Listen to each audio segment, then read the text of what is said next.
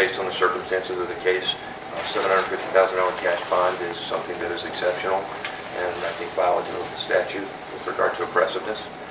$750,000, as one of the other counsel said and I indicated, is $7,500,000 with 10% to apply. Those are things that are set with regard to bond in cases of murder, in cases of extremely large amounts of drugs. He's not a flight risk because he has no place to go and he has no way to finance that.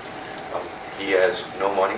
He has no way to get from point A to point B. His cars have been seized. His accounts have been seized. He lives here. His children are here. If he were to flee, he would end up leaving his kids. He would end up leaving his wife. His wife is a lifelong resident here. He has nobody to go to. And quite frankly, with the media publicity in this matter, he is someone who is recognized throughout the Chicagoland area and throughout the state of Illinois. The most important thing to take away from this situation is that clearly my client's role was one of a lesser player in this situation. And that's what I wanted the court to be aware of. And it was very clear from the state's proffer that that was a truthful statement. He has no ties outside of this community. This is where he's been his whole life. And I kind of had to snicker at it, but I had to bring forth the fact that he's afraid to fly. He's actually afraid of water, too, to be quite honest with you. So I don't know where he's going to go. And the other point, obviously, clearly, is that he has no ability to go anywhere because he has no funds to do that. He just has no money based upon what the government has done to him at this point in seizing his vehicle, seizing his bank accounts, freezing them. He has no money to get anywhere at this point.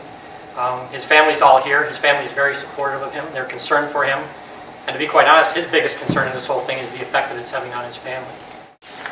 You've seen throughout the years in the city of Chicago and elsewhere, policeman misconduct cases, never is a bond set at $7.5 million.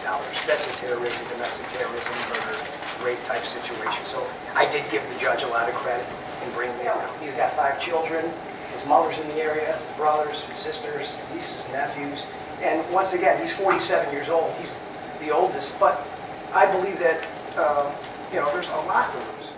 Terry was been a police officer for now 23 and a half years. He was a decorated police officer doing a very excellent work for a very long time.